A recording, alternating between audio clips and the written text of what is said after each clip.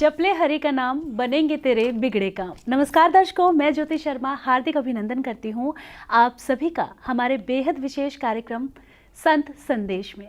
हमारे इस कार्यक्रम के माध्यम से हम आप तक पहुँचाते हैं संतों का संदेश। भारत ऋषि मुनियों की भूमि है, साधु संतों की भूमि है। यहाँ पर ना जाने कितने ही साधु संतों ने तपस्या की और इस धरती को धन्य धान्य कर दिया। और आज इसी श्रृंखला को आगे बढ़ाते हुए इस वक्त मेरे साथ स्टूडियो में मौजूद हैं परम पूज्य संत करुणदास जी महाराज जी। चलिए सबसे पहले मिलकर महाराज श्री का स्वागत करेंगे। महाराज श्री, बहुत स्वागत करूंगी कार्यक्रम में आपका। महाराज श्री, आज के अगर कार्यक्रम की शुरुआत की जाए तो सबसे पहला सवाल मेरा आपसे यही होगा कि भारत में अनेक धर्म हैं, अनेक संप्रदाय हैं, सब अपने ईश्वर का नाम लेते हैं, अपने ईश्वर के नाम का जाप करते हैं। लेकिन अगर सर्वोपरि नाम जाप की बात की जाए तो कौन से ईश्वर का नाम का ध्यान करना चाहिए, जप करना चाहिए, इसके बारे में जानना चाहूँगी। ठीक, बहुत उत्तम प्रश्न किया आपने, क्योंकि ये प्रश्न जनमानस का है, अधिकतर लोगों का प्रश्न है। हमारा देश धर्म प्रधान देश है, इसमें नाना प्रकार के मत हैं, सिद्धांत हैं, संप्रदाय हैं और सभी प्रभु के किसी न किसी नाम को अपने जीवन में अंगीकार करके जप करते हैं, साधना का मुख्य हिस्सा बनाते हैं। एक प्रश्न है कि हम किस नाम का जाप करें। जैसे कि प्रश्न किया है कि सर्वोपरि नाम कौन सा है प्रभु का। प्रभु के अनंत अनंत नाम है, सर्वोपरि नाम कौन सा है। इसका उत्तर ये है कि जिस नाम में श्रद्धा हो, विश्वास हो, आस्था अपनी जम जाए, हृदय को भा जाए, प्रभु के तो अनंत अनंत नाम है और प्रत्येक नाम की बराबर महिमा है। बस जिस नाम से हम जुड़ जाए, हमारी आस्था और हमारा विश्वास, हमारी लगन, हमारी चित्त को जो भा जाए। कहा ना कि नख से सीख लो रोएं जेते, विधना के मार्ग हैं तेते। प्रभु को प्राप्त करने के अनंत अनंत रास्ते हैं और मुख्य जो कलयुग में है कि कलयुग केवल नाम आधारा, प्रभु का नाम सर्वोपरि साधन है। और प्रभु के अनंत अनंत नामों में सर्वोपरि नाम जैसा कि पूछा गया तो मैं बता चुका हूँ कि जिस नाम में हमारी आस्था हो, जो हमारे गुरुदेव भगवान ने कृपा करके जो भी नाम हमको दिया है प्रभु का, उस नाम का हम जाप कर सकते हैं। और यदि अभी हम किसी संत से, गुरु से नहीं जुड़े तो कोई बात नहीं, जो भी नाम आपको अच्छा लगे, जो भी नाम आपको भाए, जहाँ भी आपकी आस्था विश्वास, जिस नाम में जपे, नाम जप वही हमारे लिए सर्वोपरि है। जैसे कि कोई प्रश्न करे कि पतिव्रता के लिए जैसे सबसे उत्तम कौन है पुरुष पतिव्रता के लिए, सर्वोपरि कौन है पतिव्रता के लिए, उसका पति है। लेकिन उसका पति केवल उसी के लिए सर्वोपरि है, औरों के लिए उसका पति सर्वोपरि नहीं हो सकता। इस प्रकार हर स्त्री का पति उसके लिए सर्वोपरि है और हम ये नहीं कह सकते कि मेरा पति सर्वोपरि है, औरों के नहीं। इसी प्रकार जो भी नाम हम जाप करते हैं हमारे धर्म संप्रदाय में, जो भी नाम जाप करते हैं हमारे लिए वही सर्वोपरि है।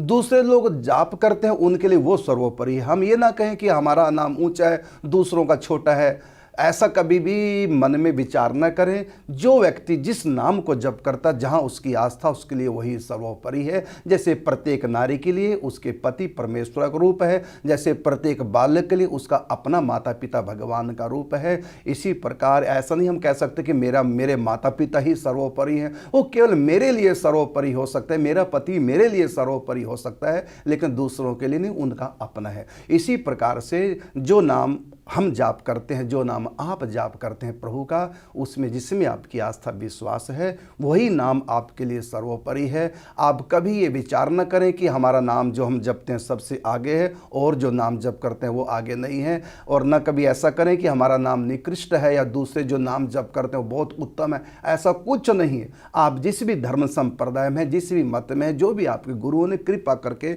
आपको प्रभु का नाम दिया, आप श्रद्धा विश्वास करके उसी का जाप करें, आपके लिए वही नाम सर्वोपरि है। जी, तो बिल्कुल मन में श्रद्धा और विश्वास होना चाहिए। तो आप जिस भी ईश्वर का ध्यान करेंगे वो आपकी मनोकामनाएं, आपके मन में जो भी इच्छा है, आप जो भी ईश्वर से चाहते हैं वो आपको ज़रूर मिलेगा। महाराज जी, इसके साथ ही अगर आगे बात की जाए तो आजकल के समय की अगर बात की जाए तो लोग इतने शेड्यूल के पक्के नहीं हैं। सुबह 4 बजे उठकर स्नान करना, तब ईश्वर का नाम लेना, वो ऐसा नहीं कर पाते हैं। तो अगर आज के समय की बात की जाए, अगर मैं खुद की ही बात करूँ तो 8 बजे सुबह उठकर स्नान करना, फिर ऑफिस के लिए तैयार होना बहुत मुश्किल हो जाता है। ये सब, इन सब में भगवान का नाम लेना, तो क्या स्नान के बाद ही ईश्वर का नाम लेना है और मंदिर में बैठ के ही क्या हम ईश्वर का नाम ले सकते हैं, इसके बारे में भी जानना चाहूंगी। देखिए, गीता में भगवान इसका बड़ा सुंदर उत्तर दे, एक सूत्र दिया है गीता में, तस्मात् सर्वेषु कालेषु मामनुस्मर युद्ध छय। गीता कहती है, भगवान श्री कृष्ण ने अर्जुन को माध्यम बनाकर हम सब लोगों को एक उपदेश किया है कि तस्मात् सर्व कालेषु, हर समय नाम जाप करें। और कैसे करें? युद्ध छय, अर्थात अपना कर्तव्य कर्म करते हुए, ना हरि भूलो ना जग छोड़ो। अपने घर गृहस्थी के काम भी करते रहो, ना हरि भूलो ना जग छोड़ो। कर्म कर जिंदगानी में, रहो दुनिया में तुम ऐसे कमल रहता है पानी में। और प्रभु का नाम तो हम बिना स्नान किए भी जप सकते हैं। ऐसा नहीं कि स्नान के बाद ही नाम जपना होता है। जो मंत्र हैं, जो पूजा है, वो स्नान करने के बाद करना चाहिए। लेकिन जो प्रभु का नाम है वो तो बिना स्नान किए भी हम जाप कर सकते हैं। अशुद्ध अवस्था हो चाहे शुद्ध अवस्था, किसी भी अवस्था में सर्वावस्थांग तो पीवा, यह समृद्ध पुंडरीकाक्ष सबाह्य अभ्यंतर शुचि।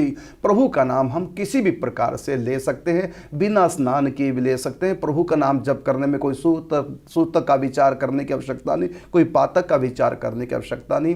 शरीर की शुद्धि हो चाहे ना हो, इससे कोई अर्थ नहीं रखता प्रभु के नाम जाप में। देखो भगवान ने कहा गीता में, अंत काले चा मामेव स्मरण मुक्ता कलेवरम। अंतिम समय में मेरा नाम लेकर जो सिर छोड़ते हैं, मेरा स्मरण करके जो सिर छोड़ते हैं, वो मेरे धाम की प्राप्ति कर जाते हैं। यदि हम कहें कि स्नान करके ही भगवान का स्मरण करें, स्नान करके नाम जाप करें, तो भगवान ने कहा मृत्यु के समय भी मेरा स्मरण करते हुए सिर छोड़ो। इसका मतलब ये थोड़ी कि हम स्नान करके ही मरेंगे। तो जब मृत्यु काल, अंतिम श्वास में जब नाम जप करना है, और अंतिम श्वास में तो स्नान नहीं होता, बिस्तर पर लेटे होते हैं और कई दिनों से स्नान भी नहीं किया होता, कैसे शरीर की उस समय स्थिति होती कुछ कह नहीं सकते। लेकिन उस समय भी हम प्रभु के नाम का जाप करें, प्रभु का स्मरण करें। नाम जप और चिंतन ये दोनों बिना स्नान के भी कर सकते हैं। और पूजा पाठ और अनुष्ठानिक ढंग से जो मंत्रों का हम लोग जाप करते हैं, उसमें स्नान की आवश्यकता पड़ती है। लेकिन चिंतन करने में और नाम जप करने में स्नान की आवश्यकता नहीं, शुद्धि अशुद्धि का विचार करने की आवश्यकता नहीं है। तो जरूरी नहीं कि हम स्नान करें। और नाम जप करने से पहले अगर स्नान कर लें, इसलिए अच्छा है कि आलस दूर हो जाएगा, नींद नहीं आएगी, आराम से बैठ के जब चिंतन कर सकते हैं। इसलिए स्नान कर सकते हैं जिससे कि नींद भाग जाए, आलस भाग जाए और एकदम मन तंदुरुस्त होकर के चिंतन करें, इसलिए स्नान है। बाकी यदि हम बिना स्नान किए भी चिंतन करें, नाम जप करें, तो कोई दोष नहीं। महाराज जी, इसके साथ ही पूछना चाहूँगी कि जैसे कि मैंने आपसे कहा कि अब जब हम ईश्वर का नाम जप कर रहे हैं, तो हर नाम के साथ हमें माला का फेर भी करना क्या ज़रूरी है, या हम मन ही मन में ईश्वर का ध्यान करें, ईश्वर को पूजे, ऐसा भी हो सकता है? ठीक है, जैसे कि प्रश्न किया आपने कि माला से जाप करें या बिना माला के भी, तो भीतर भीतर चल सकता है। अच्छी बात है। देखो, मतलब तो है नाम जप होना चाहिए, चिंतन होना चाहिए। माला से हो तो माला से करो, बिना माला के हो रहा है तो बिना माला के करो। बाकी इतना हमारा भी महापुरुषों का अनुभव है, शास्त्रों का भी कहना है कि यदि माला से करेंगे तो भूल नहीं होगी, क्योंकि मन के चंचल होती नाम जब बंद हो जाता है, मन के चंचल होती चिंतन हमारा बंद हो जाता है। कहीं भी मन गया तो तुरंत नाम जप बंद। लेकिन यदि हाथ में माला रहेगी तो माला हमको याद दिलाती रहेगी। तो माला से अगर जप करेंगे तो थोड़ा, जैसे कि उदाहरण के रूप में कह सकते हैं कि भोजन से पेट भरता है, थाली कटोरी चम्मच से नहीं भरता। पेट भरेगा भोजन से, लेकिन फिर भी यदि थाली कटोरी चम्मच के साथ भोजन हो तो ईजिली अच्छा होता है, खाने में बढ़िया कोई वो नहीं होगा, तो आराम से हम खा सकते हैं, उसमें फैलेगा नहीं, हाथ भी खराब नहीं होंगे, आराम से भोजन होगा, अच्छे ढंग से हो जाएगा यदि थाली कटोरी चम्मच हो। तो इसी प्रकार भजन जाप करने से भजन होगा, चिंतन करने से चिंतन होगा, उसमें माला का कोई रोल नहीं, बस इतना ही रोल माला का है जितना कि भोजन के समय थाली कटोरी चम्मच का। महाराज श्री, बहुत ही अच्छी आपने हमारे दर्शकों को जानकारी दी, बहुत ही अच्छे से उनका मार्गदर्शन किया। लेकिन अंत में जाते जाते संत वाणी के जो भी दर्शक हैं या फिर जो भी लोग हमारे इस चैनल को देखते हैं, हमारे इस कार्यक्रम को देखते हैं, आप उन्हें क्या संदेश देना चाहेंगे? संत वाणी चैनल के माध्यम से मैं अपने श्रोताओं को, भक्तों को, दर्शकों को कहना चाहूँगा, जैसा कि नाम है संत वाणी, कहा ना कि संत संग बिन भक्ति नहीं होती, चाहे कोई लाख पढ़े पोथी। जब तक संत वाणी का हम श्रवण नहीं करेंगे तब तो के हृदय में बैठ नहीं पाएगी। तो मैं सब दर्शकों को कहना चाहूँगा कि सब संत वाणी चैनल को देखें और लाभ लें। संतों की वाणियाँ जो धर्म के अनुकूल होती हैं, हमारे जीवन को जय मार्ग प्रशस्त करती हैं, हमको अध्यात्म से जोड़ती हैं संतों की वाणियाँ। और एक मैं अंत में जाते जाते एक शब्द कहना चाहूँगा, जैसे कि कलयुग है, इसका माहौल बड़ा विचित्र चल रहा है, तो मैं आपको कहना चाहूँगा कि आप अपने कर्तव्यों का पालन कीजिए। संतों की वाणी मुख्य रूप से नाम जप, चिंतन, सुमरन, अध्यात्म जगत की होती है, लेकिन हम लोग लौकिक जगत में रह रहे हैं, तो हम जीने के लिए भी एक व्यवस्था करें। जैसे कि जीने के लिए भोजन, जाने के लिए भजन बहुत जरूरी है। तो संत वाणी चैनल के माध्यम से मैं अपने समस्त दर्शकों को कहूँगा कि जीना भी सीखो, जाना भी सीखो। जिएंगे भोजन के साथ और जाएंगे भजन के साथ। इसलिए हम यहाँ भी अपनी व्यवस्था करें और घर गृहस्थी में अपने कर्तव्यों का पालन करते हुए, पापों से बचते हुए यहाँ भी जीने की तैयारी करें, और साथ साथ जीने की तैयारी के साथ साथ जाने की भी तैयारी करें। क्योंकि जीना भी है, जाना भी है, दोनों के लिए कमाना भी है। जीने के लिए भोजन, वस्त्र, मकान, और जाने के लिए भगवान का भजन और उनका ध्यान, दोनों साथ साथ चलते रहें। जीना भी है, जाना भी है, दोनों के लिए कमाना भी है। जय श्री राधे, जय श्री कृष्ण। मैं अंत में संत वाणी चैनल को धन्यवाद देना चाहूँगा, जिन्होंने